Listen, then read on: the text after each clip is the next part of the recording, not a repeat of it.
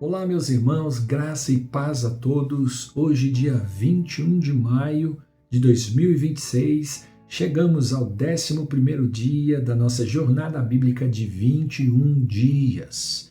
Hoje vamos refletir no capítulo 5 da carta de Paulo aos Efésios e o nosso tema é Imitadores de Deus no dia a dia, vivendo como filhos da luz. Daqui a pouco você vai entender o porquê desse tema tão extenso. Então, como disse, hoje chegamos ao capítulo 5 da carta de Paulo aos Efésios e até aqui, nessa jornada, temos visto algo extraordinário. Quero fazer uma rápida revisão com você. Nos 3 primeiros capítulos, o apóstolo Paulo apresenta a identidade espiritual da igreja. São 3 capítulos mais doutrinários, mais teológicos, né? Mas ele nos ensina que fomos escolhidos em Cristo, redimidos pelo sangue, reconciliados com Deus, feitos um só povo, um mistério, lembra disso? E assentados espiritualmente nas regiões celestiais em Cristo. Então, a ênfase desses 3 primeiros capítulos está naquilo que Deus fez por nós. Mas a partir do capítulo 4, Paulo muda o foco para a prática da vida cristã. Ele sai da doutrina para a aplicação. Ele sai da posição espiritual para o comportamento. Então, como vimos no capítulo 4, que ontem foi apresentado a nós, né? E a reflexão foi feita pelo nosso presbítero Alan, a quem eu quero agradecer de todo o coração. Trouxe uma reflexão muito proveitosa, muito produtiva e abençoada para nós, né? Então, no capítulo 4, ele nos chama a viver, Paulo nos chama a viver de modo digno, deixando o velho homem e nos revestindo do novo homem. O novo homem esse que é o que recebe os dons e talentos para servir aos propósitos do Evangelho e do Reino de Deus, ou seja, servir a igreja e servir uns aos outros. Se você não lembra de nada disso, todos os nossos episódios estão gravados no nosso canal do YouTube desde o primeiro dia. Você pode ir lá, revisar, relembrar e se aprimorar cada vez mais nesse conhecimento tão precioso que Deus tem nos dado através desta jornada, certo? Então, continuando, agora em Efésios 5, Paulo vai aprofundar essas transformações que Deus tem feito em nós através da sua palavra. Ele começa dizendo, sede imitadores de Deus como filhos amados. Logo no primeiro versículo, ele diz isso no capítulo 5. É uma ordem quase assustadora. Quase? Por que eu disse quase? Porque nós já sabemos quem nós somos. Nós aprendemos, né, com Paulo qual é a nossa identidade. Então isso não nos assusta mais tanto. Mas pense nisso por um segundo comigo. Como é que você e eu, cheio de falhas, podemos imitar o Deus perfeito e invisível do universo? E essa pergunta daqui a pouco a gente responde. Deixa eu abrir mais um parênteses aqui e trazer um contexto cultural para que a gente possa entender um pouquinho. No contexto greco-romano, discípulos imitavam seus mestres, filhos imitavam seus pais. Então Paulo utiliza essa linguagem cultural para ensinar que o cristão reflete o caráter do Pai Celestial. A palavra grega usada aqui para imitadores é mimetai. É de onde vem a palavra que nós conhecemos também, mímica. De mímica, falando de mímica, a gente sabe, né? Mímica é uma brincadeira que muitas vezes a gente usa, né, para fazermos gestos e tentarmos fazer as pessoas adivinharem o que é que nós estamos querendo dizer ou refletir ou ensinar. Então é assim que nós temos que ser. O cristão deve reproduzir visivelmente o caráter de Deus. As pessoas precisam entender o que nós estamos fazendo e ao entender elas precisam pensar em Deus, pensar no Pai.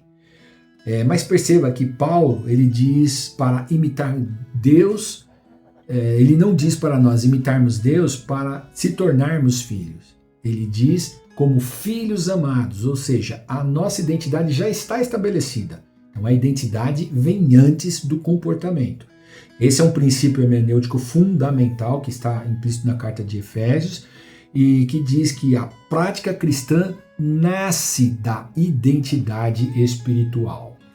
Uma frase para fixar isso, então, é: imitar a Deus não é abrir o mar vermelho, é amar até doer, é entregar-se um pelo outro. Mas voltando à pergunta que eu fiz anteriormente, como é que você e eu, cheio de falhas, podemos imitar o Deus perfeito e invisível do universo? E Paulo nos dá esta resposta na sequência, na frase seguinte, ou seja, no versículo seguinte, como queira, né? Ele nos diz como fazemos isso. Ele diz: e vivam, ou andem, em algumas outras traduções, em amor, como também Cristo nos amou e se entregou por nós como oferta e sacrifício de aroma agradável a Deus. Uma das palavras-chave do capítulo, e não só do capítulo, mas desse momento que vem do capítulo 4 em diante, da aplicação, da prática daquilo que Paulo nos tem ensinado na carta aos Efésios, é a palavra andar. Paulo usa esse verbo repetidamente. Andar em amor, andar como filhos da luz, andar prudentemente ou andar em sabedoria. E lá no capítulo 4, no primeiro versículo, ele já havia começado a usar essa expressão. Ele diz: andar de modo digno da vocação, já nas orientações práticas que Paulo dá na carta aos Efésios. Então, ou seja, o cristianismo em Efésios não é apenas crença, é uma nova maneira de viver. Então, o capítulo pode ser dividido em 4 grandes movimentos: andar em amor, andar na luz, andar com sabedoria, andar como Cristo em nossos relacionamentos pessoais e sociais. Como nós vamos ver, né, relacionamento Cristo-Igreja aplicado à figura do casamento. Paulo constrói um desenvolvimento progressivo: amor, luz, sabedoria e submissão a Cristo, tudo convergindo para uma vida transformada pelo Evangelho. Sobre andarmos em amor, nós já falamos um pouco sobre isso aqui. Então vamos falar sobre andarmos na luz. Porque noutro tempo erais trevas, mas agora sois luz no Senhor. Andai como filhos da luz. Efésios 5, 8, é no versículo 8 deste capítulo. Então Paulo nos apresenta um contraste muito forte entre a velha vida, trevas, e a nova vida, luz. Ele menciona, na velha vida, ele menciona impureza, prostituição, avareza. Preste atenção agora nessa outra citação: palavras torpes e práticas ocultas. É muito importante que a gente entenda que a vida cristã exige de nós um caráter que é minucioso no seu dia a dia. Porque muitas vezes nós temos condutas que não condizem com aquilo que mais à frente nós iremos precisar demonstrar para as pessoas poderem compreender em nós o caráter de Deus. Então a cidade de Éfeso, e isso é importante a gente entender porque a cidade de Éfeso era muito conhecida por sua idolatria e imoralidade. A gente falou isso em um dos capítulos, né? O templo da deusa Artemis influenciava profundamente a cultura da cidade. Muitos cultos pagãos estavam ligados à sensualidade e à corrupção moral. Então Paulo mostra que o evangelho não transforma apenas a religião da pessoa, mas ela também tem que transformar, o evangelho também tem que transformar os nossos hábitos, as nossas linguagens e os nossos desejos. Paulo continua nos dizendo que nós vivíamos na escuridão. E em um mundo mergulhado no egoísmo, na pureza distorcida e na busca pelo próprio prazer, o cristão é chamado a andar como filho da luz. E nós sabemos, pelas Escrituras Sagradas, em mais de uma citação, a luz não se mistura com as trevas ou com a escuridão. Pelo contrário, a luz ela expõe a escuridão. Por isso, Paulo diz: desperta tu que dormes. Essa expressão era usada nos cantos e nas liturgias dos batismos nas igrejas primitivas. E aí você faz aquela reflexão. Quando a gente é batizado, é um ato público dizendo que nós estamos morrendo para o mundo e nascendo para Deus. Estamos dizendo que o velho homem está sendo sepultado e nós estamos ressurgindo como nova criatura, como novo homem em Deus. Então, Paulo está nos chamando, irmãos, a atenção para algo muito importante, que é hora de acordar da letargia espiritual. Parar de vivermos no piloto automático das redes sociais, da fofoca, da amargura.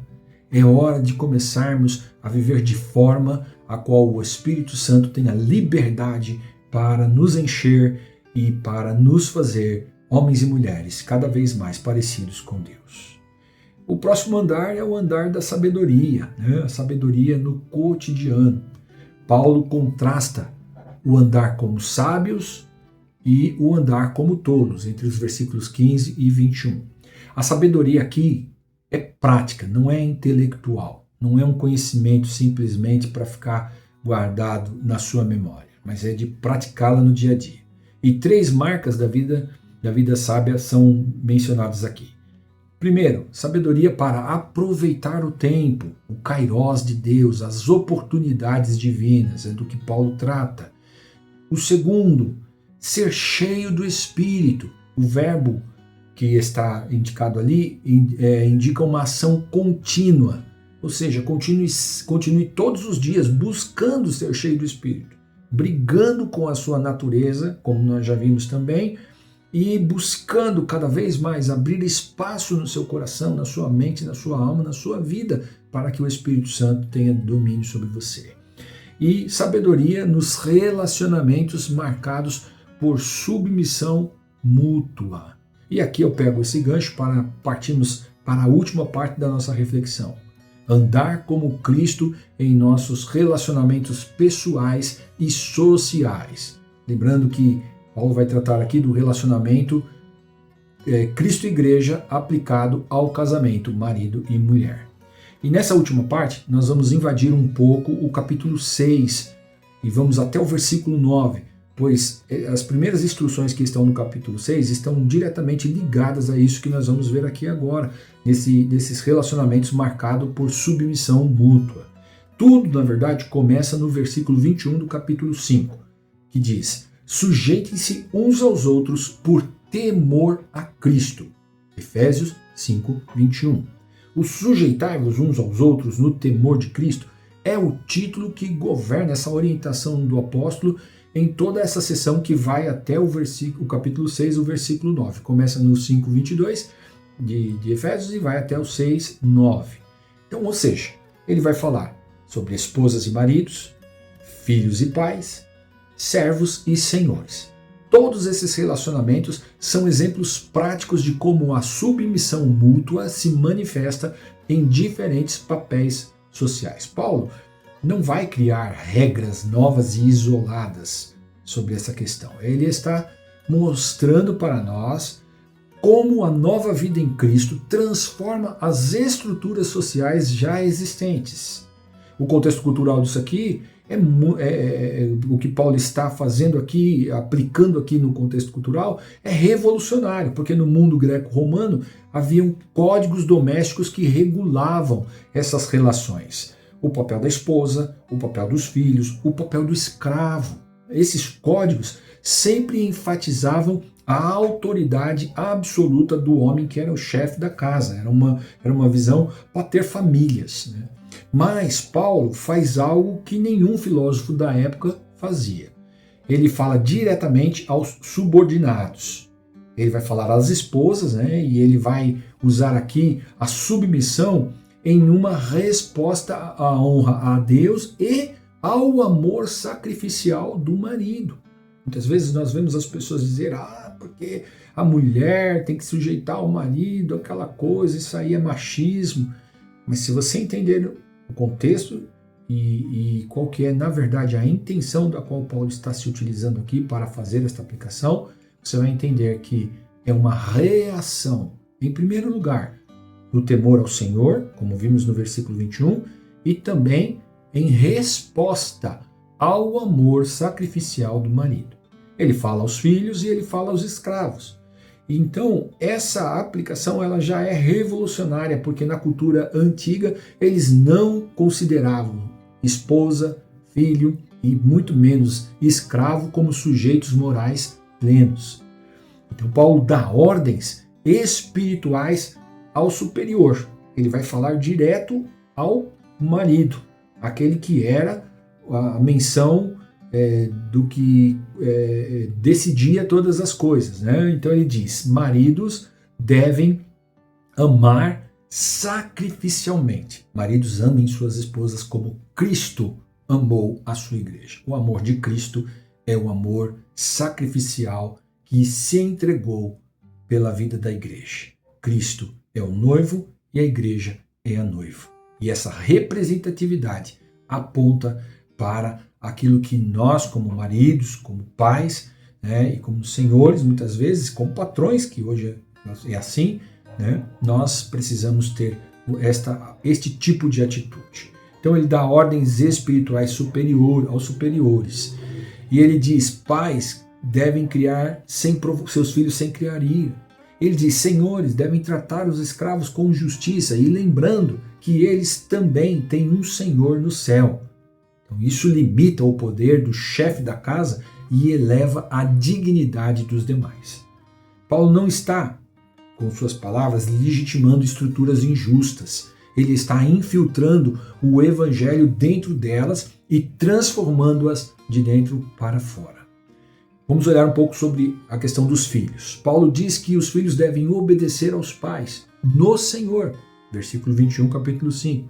Isso significa: a obediência não é cega, não é uma questão de imposição. Ela é parte da vida cristã, do relacionamento pai e filho. E ela reconhece a autoridade dos pais como responsabilidade, não como tirania. Então, a partir do momento que o filho tem essa condição de entender a responsabilidade que o pai tem com ele, e ele percebe isso no dia a dia do seu relacionamento com o seu pai, ele se submete ao pai em amor e em temor a Deus. Ele diz: pais, o mandamento aos pais é surpreendente. Ele vai dizer: não provoque seus filhos a ira. No mundo antigo, o pai tinha poder legal até sobre a vida dos filhos. Paulo limita esse poder e exige que o pai tenha sensibilidade, cuidado, disciplina equilibrada e educação na fé. É a submissão mútua aplicada à parentalidade. Ou seja, o pai tem que cuidar do filho em temor ao Senhor e em amor. Qual é a questão dos escravos e senhores? Esse é o trecho mais sensível para leitores modernos, mas precisamos entendê-los no contexto. A escravidão romana não era idêntica à escravidão racial moderna. Era um sistema social profundamente enraizado, impossível de ser abolido apenas por uma carta que Paulo escreveu. Escravos eram parte da casa, por isso eles aparecem até nos códigos domésticos. Paulo não está legitimando a escravidão. Ele, pelo contrário, ele mina as suas bases ao afirmar: escravos e senhores têm um Deus, um Senhor.